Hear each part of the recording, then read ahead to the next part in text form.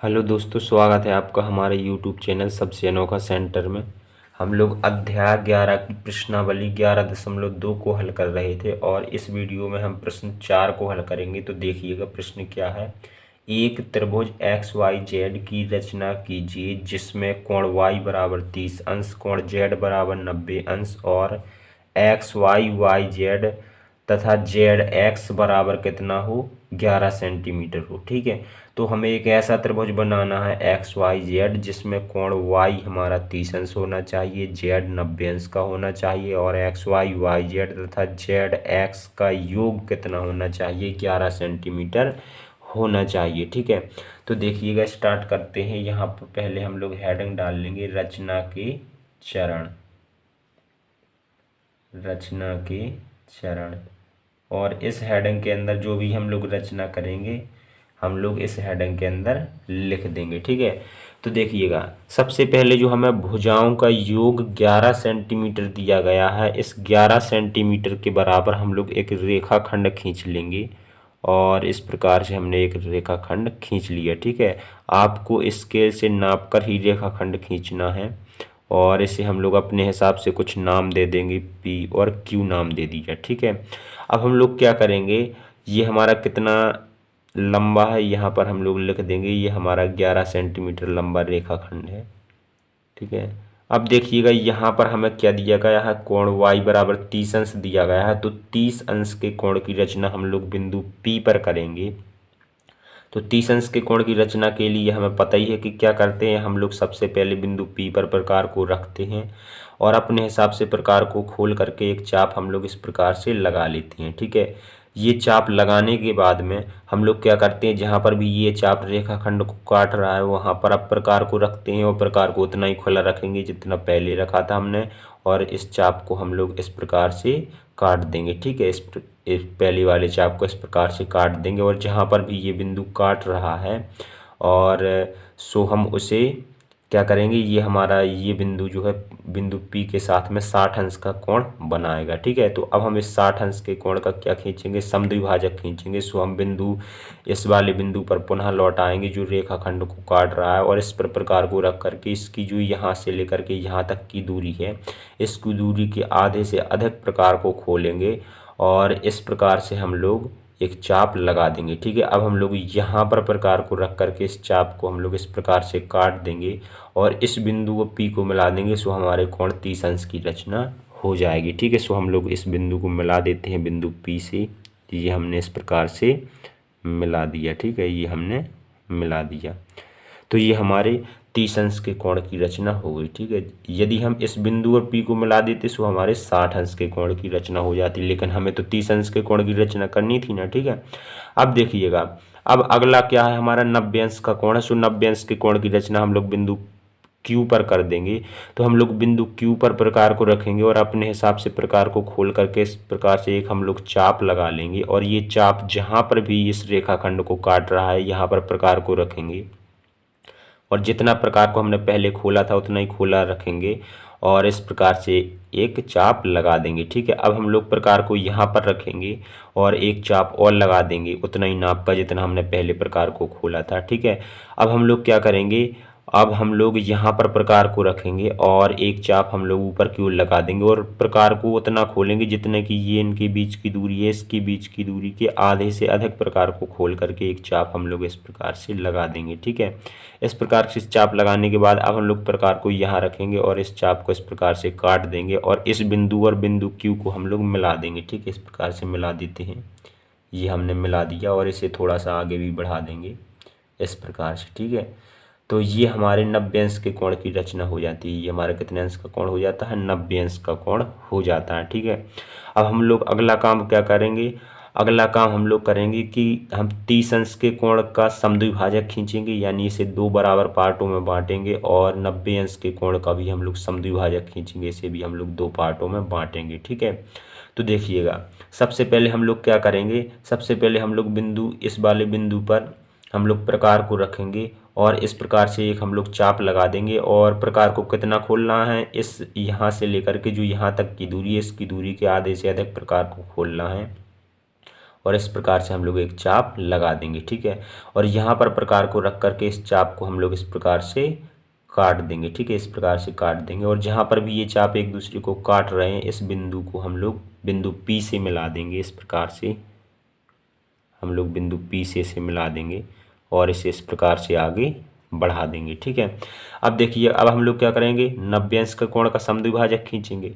तो 90 अंश का कोण का समद्विभाजक खींचने के लिए हम यहाँ पर इस बिंदु पर, जहाँ ये चाप और रेखाखंड का बिंदु है, यहाँ पर प्रकार को रखेंगे और एक चाप हम लोग इस प्रकार से लगा देंगे। और प्रकार को कितना खोलना है, यहाँ से लेकर के जो यहाँ तक की दूरी है, इसकी दूरी के आधे से अधिक प्रकार को खोलना है और एक चाप हम लोग इस प्रकार से लगा देंगे, ठीक है। अब हम लोग प्रकार को उतना ही खुला रखेंगे और यहाँ पर हम प्रकार को रख करके इस चाप को हम लोग इस प्रकार से काट देंगे। और जहाँ पर भी ये एक दूसरे को काट रहे हैं चाप, इस बिंदु को और हम लोग बिंदु Q को मिला देंगे, ठीक है। सो ये हमारे 90 अंश के कोण का समद्विभाजक हो जाएगा। ये हमने मिला दिया, ये हमने मिला दिया, ठीक है। और इसे हम लोग क्या करेंगे, इसे हम लोग इस प्रकार से आगे की ओर बढ़ा देंगे। और जहाँ पर ये समद्विभाजक कोण 30 अंश का समद्विभाजक और कोण 90 अंश का समद्विभाजक जहाँ पर भी एक दूसरे को प्रतिच्छेद करते हैं, इसे हम लोग बिंदु X मान लेंगे, ठीक है। इसे हमने बिंदु X मान लिया।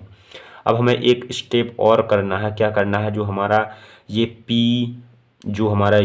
P से समद्विभाजक होकर गया है, इस समद्विभाजक का हम लोग क्या करेंगे, समद्विभाजक खींचेंगे। ये हमारा समद्विभाजक है ना, इसका भी हम लोग समद्विभाजक खींचेंगे, ठीक है। तो इसके लिए हम लोग यहाँ पर प्रकार को रखेंगे और इस यहाँ से लेकर के इस बिंदु तक जो भी दूरी है, इसकी दूरी के आधे से अधिक प्रकार को खोल करके एक चाप हम लोग इस प्रकार से लगा लेंगे ऊपर की ओर, ठीक है।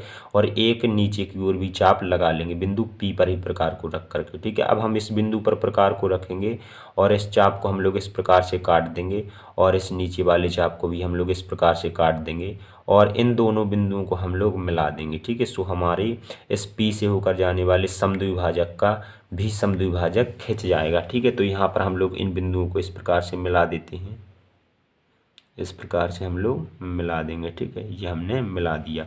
तो ये जहाँ पर भी हमारा समद्विभाजक PQ को काट रहा है, इसे हम लोग बिंदु क्या करेंगे, Y मान लेंगे। इसे हम लोग बिंदु Y मान लेंगे।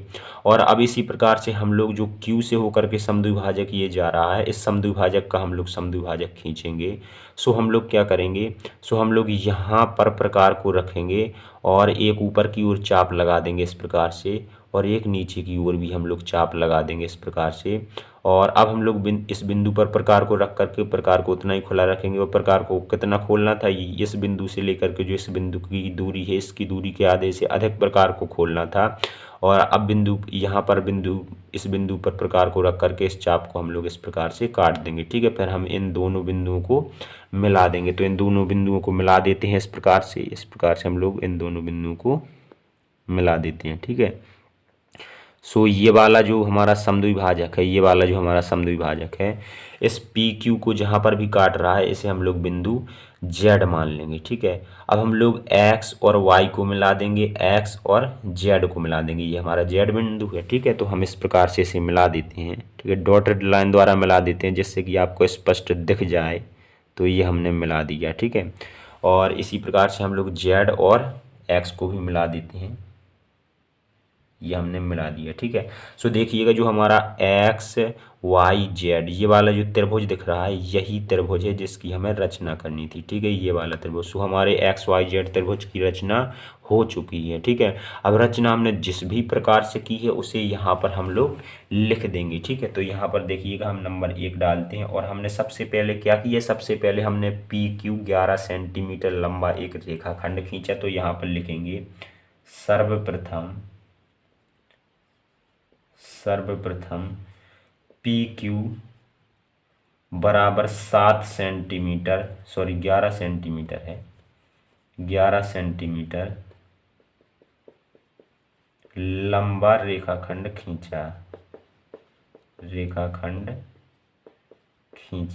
फिर हमने क्या किया, फिर हमने बिंदु P पर कोण Y बराबर 30 अंश की रचना की, ठीक है, बिंदु P पर, ठीक है। तो यहाँ पर लिखेंगे दूसरे पॉइंट में, बिंदु P पर कोण Y बराबर 30 अंश तथा बिंदु Q पर कोण Z बराबर 90 अंश की रचना की। कोण Z बराबर 90 अंश तथा बिंदु Q पर Z बराबर 90 अंश की रचना की। ठीक है, इस प्रकार से हमने रचना की थी। ठीक है, और फिर हमने क्या किया था, फिर हमने कोण 30 अंश यानी कि कह लें ये जो हमारा कोण 30 अंश का था इसका हमने समद्विभाजक खींचा, और जो ये हमारा कोण 90 अंश था इसका भी हमने समद्विभाजक खींचा, जिसके समद्विभाजक कहाँ पर प्रतिच्छेद करते हैं, जिसके समद्विभाजक बिंदु X पर प्रतिच्छेद करते हैं। ठीक है, सो हम लोग यहाँ पर लिखेंगे तीसरे पॉइंट में कोण 30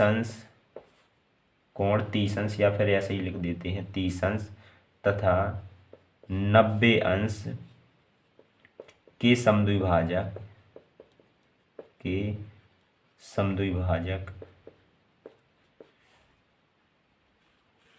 क्रमशः बिंदु P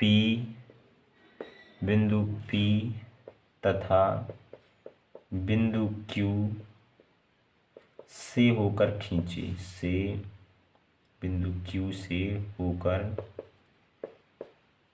खींचे।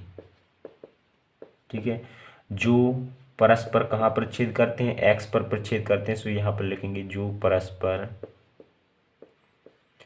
X पर प्रतिच्छेद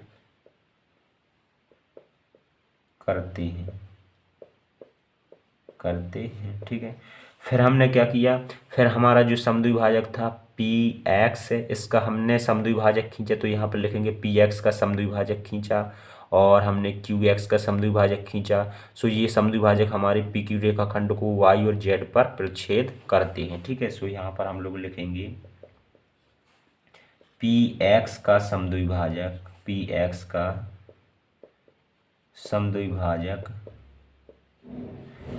खींचा।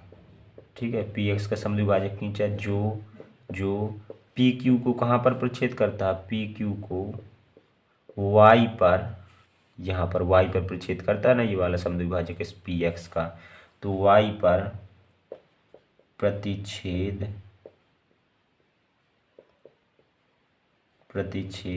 करता है। फिर अगले पॉइंट में हम लोग क्या लिखेंगे, QX का समद्विभाजक खींचा जो PQ को कहाँ पर समद्विभाजक करता है, यहाँ पर कहाँ पर प्रतिच्छेद करता है, Z पर प्रतिच्छेद करता है। तो यहाँ पर लिखेंगे QX का समद्विभाजक खींचा जो PQ को Z पर प्रतिच्छेद करता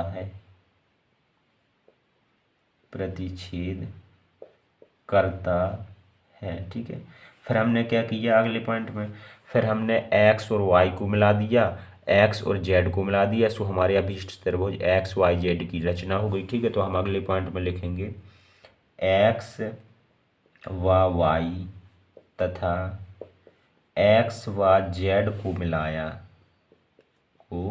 मिलाया जिससे त्रिभुज XYZ की रचना संपन्न हुई।